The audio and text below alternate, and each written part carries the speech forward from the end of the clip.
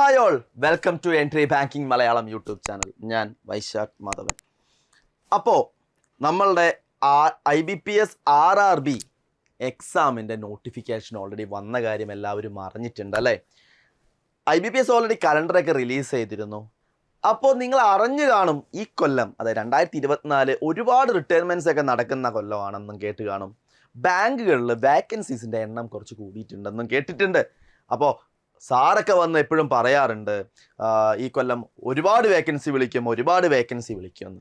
അപ്പോൾ നിങ്ങൾ കരുതിയിട്ടുണ്ടാവും ഇത് ഇവർ ചുമ്മാ പറയണതല്ലേ എന്നല്ലേ? അല്ല, അതിനുള്ള തെളിവല്ലേ IBPS RRB എക്സാമിൻ്റെ നോട്ടിഫിക്കേഷനിലേക്ക് എടുക്കുന്ന 100-ലേറെ വേക്കൻസി ക്ലർക്കിനുണ്ട് കേരളത്തിൽ അല്ലേ? 195ഓളം ഓഫീസർ സ്കെയിൽ 1 ഉണ്ട്, PO വേക്കൻസി ഉണ്ട്.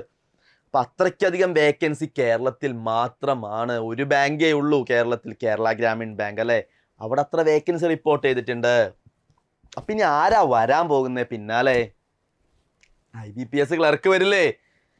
ബാങ്കുകളുടെ എണ്ണം കൂടുതലല്ലേ? IBPS PO വരില്ലേ? ബാങ്കുകളുടെ എണ്ണം കൂടുതലല്ലേ? അപ്പം വേക്കൻസിയും കൂടും. പിന്നെ ആര് വരും പിന്നാലെ? SBI PO ഉണ്ട്, ക്ലർക്ക് ഉണ്ട്. അവിടെയും കഴിഞ്ഞ കൊല്ലത്തെ പോലെ ഒന്നല്ല, നല്ല വേക്കൻസി എന്തായാലും ഉണ്ടാവും. അത് കൂടാതെ upcoming bank and insurance exams, അത് കൂടാതെ ബാക്ക് ടു ബാക്ക് RBI ഉണ്ട്, അതേപോലെ ഒരുപാട് ബാങ്ക് എക്സാംസ് ഉണ്ട്. പ്രൈവറ്റ് ബാങ്ക് ഉണ്ട്, എന്താണ് നബാർഡ്, അതേപോലത്തെ ബാങ്കുകളുണ്ട്. ഈ എക്സാംസും ഇൻഷുറൻസ് കമ്പനികളുണ്ട്. ഇതെല്ലാം വിളിക്കാൻ പോവാ. ഇനി നിങ്ങൾക്ക് അങ്ങോട്ട് എന്താണ് എക്സാം എഴുതി മരിക്കാം എന്ന് പറയുന്ന പോലെ തന്നെ എക്സാം എഴുതി നടക്കാം. അത്രയ്ക്കധികം എക്സാംസ് ആണ് നമ്മളുടെ മുന്നിൽ വരാൻ പോകുന്നത്. ഒരു ലോഡ് എക്സാംസ് ഇനി നിങ്ങൾ വരും. നോട്ടിഫിക്കേഷൻ വരിക, അപ്ലൈ ചെയ്യുക, എക്സാം എഴുതാം. നമ്മൾ ചെയ്യേണ്ടത് എന്താ? പാഴാക്കരുത്. ആരെ? സമയത്തെ. ബഹുമാനിച്ച് മുന്നോട്ട് പോകണം. ആരെ? സമയത്തെ. ടൈം എന്ന് പറയുന്നത് പോയി കഴിഞ്ഞാൽ തിരിച്ചു കിട്ടില്ല. അതേപോലെ തന്നെ ഒരാളാണ് പോയാൽ തിരിച്ചു കിട്ടാത്തത്. അവസരം, ഓപ്പർച്യൂണിറ്റി, ചാൻസ്. ഇപ്പോൾ നിങ്ങൾക്ക് ഈ കൊല്ലം കിട്ടുന്ന അവസരങ്ങൾ ചിലപ്പോൾ അടുത്ത കൊല്ലം ഇല്ലെങ്കിലോ? നിങ്ങളുടെ ഏജ് കഴിഞ്ഞു പോയാലോ? പാഴാക്കരുത്. നമ്മളുടെ മുന്നിലുള്ള അവസരങ്ങൾ നന്നായി വിനിയോഗിക്കുക. എന്നാലേ നമുക്ക് എന്താവാൻ പറ്റുള്ളൂ? സക്സസ്ഫുൾ ആവാൻ പറ്റുള്ളൂ. അപ്പോൾ ഓൾറെഡി നമുക്കറിയാം എക്സാംസും കാര്യങ്ങളെല്ലാം വിളിക്കും. അതിനെങ്ങനെ പഠിക്കണം എന്നുള്ള ഡൗട്ട് ഉണ്ടാവും. ഒരു ബ്രീഫായിട്ടുള്ള ഒരു സ്റ്റഡി പ്ലാനുമായിട്ടാണ് ഇന്ന് ഞാൻ നിങ്ങളുടെ മുന്നിൽ വന്നിരിക്കുന്നത്. അപ്കമിങ് ബാങ്ക് ആൻഡ് ഇൻഷുറൻസ് എക്സാംസിന് എങ്ങനെ പഠിക്കണം, എങ്ങനെ ടൈം യൂട്ടിലൈസ് ചെയ്ത് പഠിക്കണം, ഒരു ചെറിയൊരു സ്റ്റഡി പ്ലാൻ. ഓക്കെ, ഈ എക്സാംസിനെല്ലാം നിങ്ങളെ ഹെൽപ്പ് ചെയ്യാൻ എൻട്രി ഉണ്ട്. എൻട്രിയുടെ ഗോൾഡ് ബാച്ച് ഉണ്ട്, IBPS സ്പെഷ്യൽ ബാച്ച് ഉണ്ട്. അതിന് ഒരുപാട് ബാച്ചുകളുണ്ട്. അതിനെക്കുറിച്ചൊക്കെ അറിയാനായിട്ട് ദാക്കെടുക്കുന്ന നമ്പർ 7736122215 എന്ന നമ്പറിലേക്ക് ജസ്റ്റ് ഒന്ന് കോണ്ടാക്ട് ചെയ്ത് കഴിഞ്ഞാൽ നിങ്ങളുടെ എല്ലാവിധ സംശയങ്ങളും നമ്മളുടെ കൗൺസിലിംഗ് ടീം എന്ത് ചെയ്യും? ക്ലിയർ ചെയ്ത് തരും. ഓക്കെ, ജസ്റ്റ് ഒന്ന് കോണ്ടാക്ട് ചെയ്യാം. ഞാൻ ജസ്റ്റ് എല്ലാത്തിനെ കുറിച്ചൊന്നും പറയേണ്ട കാര്യമില്ല. അതാക്കെടുക്കുന്നു. അപ്കമിങ് ബാങ്ക് എക്സാംസ് ഓൾറെഡി വിളിച്ചു.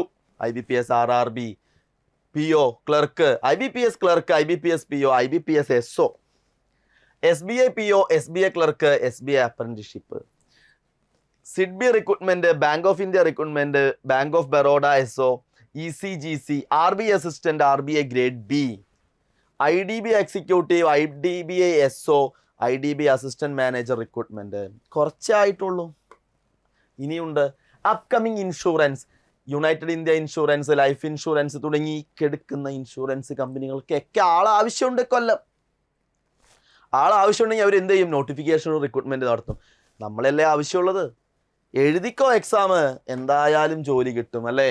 കൂടാതെ other banks, reserve bank of India നേരത്തെ ഞാൻ പറഞ്ഞു, SEBI, NABARD, individual bank PO exams, Manipal exams എന്ന് കേട്ടിട്ടില്ലേ? കോഴ്സ് അത് ഈ കാനറ ബാങ്കും, ബാങ്ക് ഓഫ് ബറോഡയും, ഇന്ത്യൻ ബാങ്കും എല്ലാവരും വിളിക്കും. ആ എക്സാംസ് ആണത്. IBPS specialist SO officer, RBI assistant, NABARD development assistant, ഇവിടെയും ഉണ്ട് കുറേ എക്സാംസ്. എല്ലാത്തിനെയും കുറിച്ച് ഞാൻ പറയുന്നില്ല, പറഞ്ഞാൽ തീരാത്ത അത്ര എക്സാംസ് ഉണ്ട്. ഓക്കെ, അതുകൂടാതെ നമ്മുടെ നാട്ടില് nationalised bank, government owned bank അല്ലാതെ ഒരുപാട് പ്രൈവറ്റ് ബാങ്ക് ഉണ്ട്. ഒരുപാട് അവസരങ്ങൾ അവിടെയുണ്ട്. നല്ല രീതിയിലുള്ള സാലറി പാക്കേജും നല്ല അലവൻസും നല്ല ഫെസിലിറ്റീസ് ഒക്കെ പ്രൊവൈഡ് ചെയ്യുന്നതാണ് ഈ പ്രൈവറ്റ് ബാങ്ക്സും. ഫെഡറൽ ബാങ്ക് നിങ്ങൾ കേട്ടിട്ടുണ്ടാവും, സൗത്ത് ഇന്ത്യൻ ബാങ്ക്. ചിലവർക്ക് ഇപ്പൊ ഫെഡറൽ ബാങ്കും സൗത്ത് ഇന്ത്യൻ ബാങ്കും പ്രൈവറ്റ് ബാങ്ക് ആണെന്ന് ചിലപ്പോൾ പുതിയ അറിവായിരിക്കും. അതെ, അത് രണ്ടും പ്രൈവറ്റ് ബാങ്ക്സാ.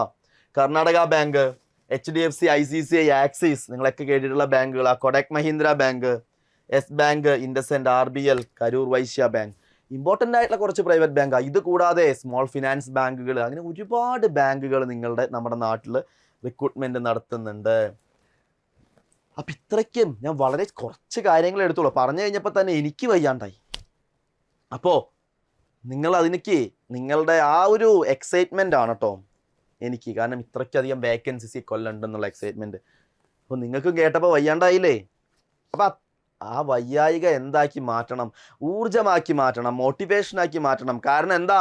ഇത്രയ്ക്കധികം വേക്കൻസീസ് നിങ്ങളുടെ മുന്നിലുണ്ട്. ക്ലിയർ അല്ലേ? അപ്പം ഇനി അതിലേക്ക് എങ്ങനെ പഠിക്കാം? നമുക്ക് ഏതൊരു ബാങ്ക് എക്സാം എടുത്താലും നമുക്കൊരു പ്രിലിമിനറി എക്സാം ഉണ്ടാവും, ഒരു മെയിൻസ് എക്സാം ഉണ്ടാവും. പിന്നെ ഇപ്പോൾ നമ്മൾ SBA POയിലേക്കൊക്കെ പോയി കഴിഞ്ഞാൽ ഗ്രൂപ്പ് ഡിസ്കഷൻ ഉണ്ടാവും. ചില പ്രൈവറ്റ് ബാങ്കുകളിലേക്ക് ഗ്രൂപ്പ് ഡിസ്കഷൻ ഉണ്ടാവും. ഇൻ്റർവ്യൂ എന്തായാലും ഓഫീസർ പോസ്റ്റുകളിലേക്ക് ഉണ്ടാവും. ലാംഗ്വേജ് പ്രൊഫഷ്യൻസി ടെസ്റ്റ്, ഇപ്പോൾ നമ്മൾ ക്ലർക്കൽ പോസ്റ്റുകളിലേക്ക് അപ്ലൈ ചെയ്യുകയാണെങ്കിൽ RRB എക്സാംസിനൊക്കെ എന്തുണ്ട്? ലാംഗ്വേജ് പ്രൊഫഷ്യൻസി ടെസ്റ്റ് ഉണ്ട്. ചില ഇതിനൊക്കെ എന്തുണ്ടാവും? ഒരു സൈക്കോമെട്രിക് ടെസ്റ്റും ഉണ്ടാവും. എല്ലാത്തിനൊന്നുമില്ല. ചില ബാങ്കുകളൊക്കെ എക്സാംസിനൊക്കെ, ചില സ്പെഷ്യൽ എക്സാംസിനൊക്കെ ഒരു സൈക്കോമെട്രിക് ടെസ്റ്റും ഉണ്ടാവും വലിയ പോസ്റ്റുകളിലേക്ക്. ഇത്ര കാര്യമാണ് നമുക്ക് പ്രധാനമായിട്ടും പഠിക്കേണ്ടത് അല്ലേ? അപ്പോൾ ഈ പ്രിലിമിനറി എക്സാം ഉണ്ട്. ഇനി ഈ എക്സാംസിനൊക്കെ എന്തൊക്കെയാണ് നമ്മൾ പഠിക്കേണ്ടത്? ഓക്കെ, എക്സാമിന് എന്തൊക്കെയാണ് നമ്മൾ പഠിക്കേണ്ടത്? എന്തായാലും ബാങ്ക് എക്സാംസിനും മെയിൻസിനും പ്രിലിംസിനും ഓൾമോസ്റ്റ് സെയിം ആണ് പഠിക്കേണ്ട കാര്യങ്ങൾ. എക്സാമിൻ്റെ ലെവലിൽ വ്യത്യാസമുണ്ട്. റീസണിങ്, മെൻ്റൽ എബിലിറ്റി എന്നൊക്കെ പറയും, റീസണിങ്. അതേപോലെ ക്വാണ്ടിറ്റേറ്റീവ് ആപ്റ്റിറ്റ്യൂഡ്, കമ്പ്യൂട്ടർ നോളജ് എല്ലാത്തിനുമില്ല, ചില എക്സാംസിനുണ്ടാവും. General awareness and financial awareness, English language. ഈ ക്വാണ്ടിറ്റേറ്റീവ് ആപ്റ്റിറ്റ്യൂഡിലാണ് നമ്മൾ എന്ത് വരുന്നത്? ഡാറ്റ അനാലിസിസ് ആൻഡ് ഇൻ്റർപ്രറ്റേഷൻ എന്ന് പറയുന്ന പാർട്ട് വരുന്നത്. അതിനെ ന്യൂമറിക്കൽ എബിലിറ്റി എന്നും പറഞ്ഞ് വിളിക്കാറുണ്ട്. ഈ റീസണിങ്ങിലാണ് കമ്പ്യൂട്ടർ ആപ്റ്റിറ്റ്യൂഡ് ആൻഡ് റീസണിങ് എന്നും പറഞ്ഞൊക്കെ വരാറുണ്ട്. ഓക്കെ, ഇത്ര കാര്യങ്ങളാണ് നമ്മൾ പഠിക്കേണ്ടത്. അപ്പോൾ ഇനി നമുക്ക് സ്റ്റഡി പ്ലാൻ എങ്ങനെ പഠിക്കണം? ഇപ്പോൾ IBPS RRB എക്സാമിന് ഏകദേശം നമ്മുടെ മുന്നിൽ 2 മാസമാണ് ഉള്ളത്. അപ്പം നിങ്ങൾ പഠിക്കുമ്പോൾ നമുക്കെല്ലാം വേണം. ഒരു വ്യക്തി അല്ലെങ്കിൽ ഒരു കുട്ടി റീസണിങ് അടിപൊളിയായിട്ട് ചെയ്യും. പസിൽസൊക്കെ അവൻ വിത്തിൻ സെക്കൻഡ്സ് സോൾവ് ചെയ്യും. പക്ഷേ അവന് IBPS എക്സാംസ് ക്ലിയർ ചെയ്യുന്നില്ല. കാരണം അവിടെ ഇൻഡിവിജ്വൽ ടൈമിംഗ് ഉണ്ട്, അതേപോലെ ഇൻഡിവിജ്വൽ കട്ട് ഓഫ് ഉണ്ട്, QAയും അറിയണം, എന്തറിയണം? ഇംഗ്ലീഷ് അറിയണം. അപ്പോൾ ഈ 3 സബ്ജക്റ്റും അത്രയ്ക്കധികം ഇമ്പോർട്ടൻ്റാ നമുക്ക് പ്രിലിമിനറി പാസ്സാവാനും മെയിൻസ് പാസ്സാവാനും. ഒരാൾക്ക് ഇമ്പോർട്ടൻസ് കൂടുതലെന്നോ ഒരാൾക്ക് ഇമ്പോർട്ടൻസ് കുറവെന്നോ ഒന്നുമില്ല. അപ്പോൾ നിങ്ങൾ എന്ത് ചെയ്യണം? ഡെയിലി നമ്മൾ സിലബസ് കവർ ചെയ്യുക. ഫസ്റ്റ് തന്നെ ഫുൾ സിലബസ് കവർ ചെയ്യുക. റീസണിങ്ങിൽ എന്താണോ പഠിക്കാനുള്ളത് അത് ഫുള്ള് കംപ്ലീറ്റ് ചെയ്യാം. ഇംഗ്ലീഷിൽ എന്താണോ പഠിക്കാനുള്ളത് ഫുള്ള് കംപ്ലീറ്റ് ചെയ്യാം. QA ഫുള്ള് കംപ്ലീറ്റ് ചെയ്യാം. അത് കഴിഞ്ഞാൽ നമ്മളുടെ കോഴ്സുകൾ അങ്ങനെയാണ് ഡിസൈൻ ചെയ്തിരിക്കുന്നത്. ലെവൽ 1 സിലബസ് കവർ ചെയ്തു. ലെവൽ 2 നിങ്ങൾ തന്നെ മനസ്സിലാക്കണം. ഞാൻ അതേപോലെ തന്നെയാണ് പറയുന്നത്, നിങ്ങൾ തന്നെ മനസ്സിലാക്കണം എവിടെയാണ് എൻ്റെ വീക്ക് പോയിന്റ്. അതിന് നിങ്ങൾ മോക്ക് ടെസ്റ്റുകൾ ചെയ്യണം. നമ്മളുടെ കയ്യിൽ ഹൈ ക്വാളിറ്റി മോക്ക് ടെസ്റ്റ് ഉണ്ട്. അനാലിസിസ് ചെയ്യണം. ആർട്ടിഫിഷ്യൽ ഇൻ്റലിജൻസിൻ്റെ സപ്പോർട്ട് കൂടി നമ്മൾ അനാലിസിസ് നടത്തുന്നുണ്ട്. അത് നിങ്ങളുടെ കയ്യിൽ കിട്ടിക്കഴിഞ്ഞാൽ നിങ്ങൾക്ക് മനസ്സിലാവും ഞാൻ വീക്ക് അരിത്തമെറ്റിക് പ്രോബ്ലംസിലാണ്, അല്ലെങ്കിൽ ഞാൻ വീക്ക് ഡാറ്റ ഇൻ്റർപ്രിറ്റേഷനിലാണ്, ഇന്ന പസിൽസ് എനിക്ക് കിട്ടുന്നില്ല, ഇംഗ്ലീഷ് കോംപ്രഹെൻഷൻ ഞാൻ വായിച്ചെത്തുന്നില്ല. നിങ്ങളുടെ അനാലിസിസ് മനസ്സിലാക്കുമ്പോൾ നിങ്ങൾക്ക് തന്നെ മനസ്സിലാവും നമ്മൾ എവിടെയാണ് വീക്ക്, ഞാൻ എവിടെയാണ് വീക്കെന്ന് എനിക്ക് മനസ്സിലായി. ആ വീക്ക്നെസ് പോയിന്റ് എടുത്തിട്ട്, ആ വീക്കായിട്ടുള്ള പോയിന്റ് ഞാൻ എടുത്തിട്ട് ഞാൻ എന്ത് ചെയ്യും? ഇമ്പ്രൂവ് ചെയ്യണം. ആ സ്പെസിഫൈ ഏരിയയിലേക്ക് ഞാൻ ടൈം കൂടുതൽ കൊടുത്തു. അവിടേക്ക് ഞാൻ ടൈം കൂടുതൽ കൊടുത്ത് ആ ഏരിയാസും ഞാൻ എന്താക്കി? പെർഫെക്റ്റായി പഠിച്ചു. അവിടെ നിങ്ങൾ സിലബസ് എല്ലാം കവറായി കഴിഞ്ഞാൽ ഇനി നമുക്കിത് ഇത്ര ക്വസ്റ്റ്യൻസ് ഇത്ര ടൈമിന് ചെയ്യണം എന്നാണ് അല്ലേ? ടൈം മാനേജ്മെൻറ്റ് വേണം.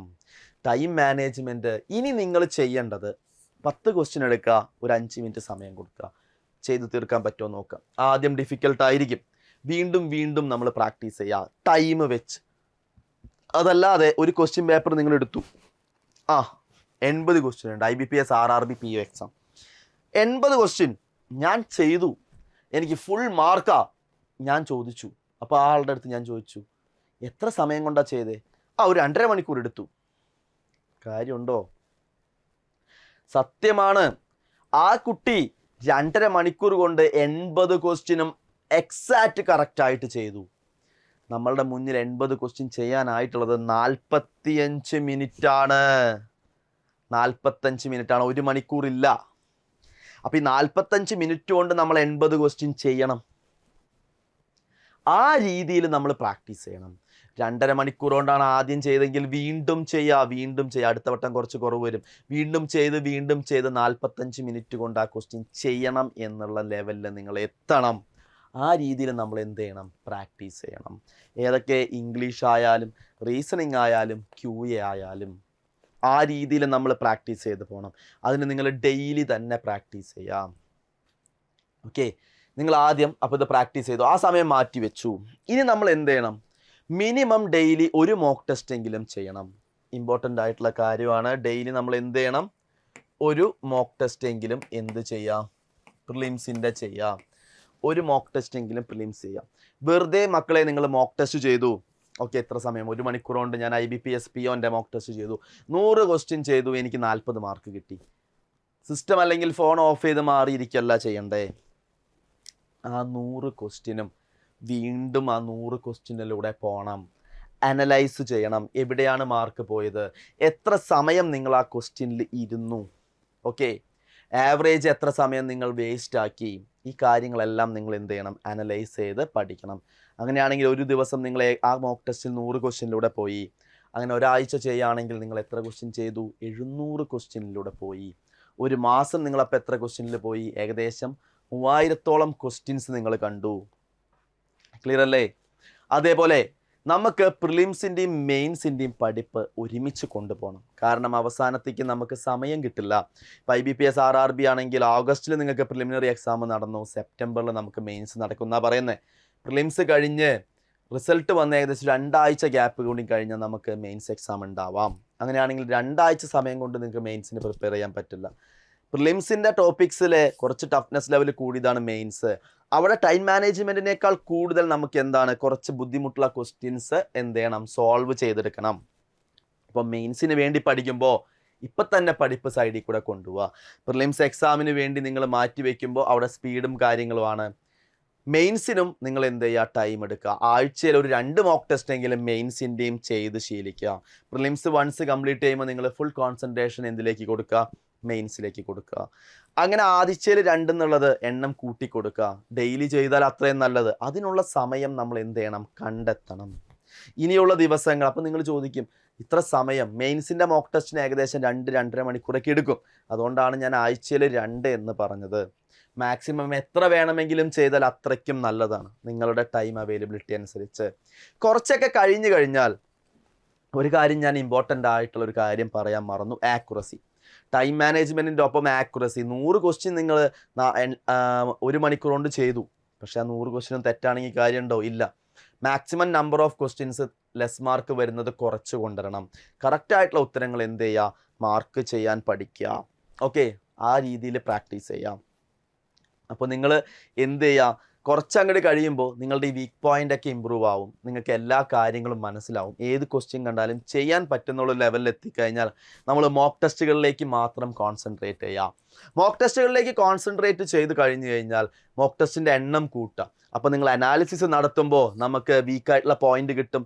ആ പോയിന്റ് എടുത്തിട്ട് നിങ്ങൾ പഠിക്കുക. ഇപ്പോൾ എല്ലാ മോക്ക് ടെസ്റ്റും നടക്കുമ്പോൾ കോമ്പൗണ്ട് ഇൻട്രസ്റ്റിൻ്റെ വേർഡ് പ്രോബ്ലംസ് ചെയ്യാൻ പറ്റുന്നില്ല. കോമ്പൗണ്ട് ഇൻട്രസ്റ്റിൻ്റെ വേർഡ് പ്രോബ്ലംസ് സെപ്പറേറ്റ് ടഫ് ക്വസ്റ്റ്യൻസും മീഡിയേറ്റ് ക്വസ്റ്റ്യൻസ് ഒക്കെ ചെയ്ത് പഠിക്കുക. അവിടെ ഇമ്പ്രൂവ് ആയി അല്ലേ? അപ്പോൾ അങ്ങനെ നിങ്ങൾ തന്നെ ഓട്ടോമാറ്റിക്കായിട്ട് എന്ത് ചെയ്യും? നല്ല ഇമ്പ്രൂവ് ചെയ്ത് ഒരു ലെവലിലേക്ക് എത്തും. അപ്പോൾ ഇതാണ് നമ്മളുടെ മെയിൻസിലേക്കുള്ള പ്രിപ്പറേഷനും പ്രിലിംസിൻ്റെ ഉള്ള പ്രിപ്പറേഷൻ്റെയും ഒരു കാര്യം ഞാൻ പറഞ്ഞത്. ഒപ്പം ചെയ്യേണ്ട കാര്യങ്ങളും കൂടിയുണ്ട്.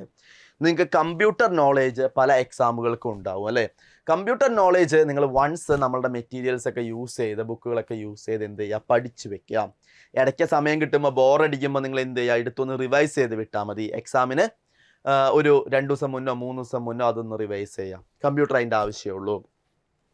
പിന്നെ നമ്മൾ ഡെയിലി എന്ത് വായിക്കുക, ഹിന്ദു പേപ്പർ ആണെങ്കിൽ വളരെ നല്ലത്. നമ്മൾ ഹിന്ദു പേപ്പർ വായിച്ചാലുള്ള ബെനിഫിറ്റ് എന്ന് പറഞ്ഞാൽ നമുക്ക് ഇംഗ്ലീഷ് ലാംഗ്വേജ് നല്ലതാണ്, അത് ഇമ്പ്രൂവ് ചെയ്യാനായിട്ട് വളരെയധികം യൂസ്ഫുൾ ആയിരിക്കും. എഡിറ്റോറിയൽ വായിക്കണം. എഡിറ്റോറിയൽ വായിച്ചു കഴിഞ്ഞാൽ ഒരുപാട് നോളേജ് നിങ്ങൾക്ക് എഡിറ്റോറിയലിൽ നിന്ന് കിട്ടും.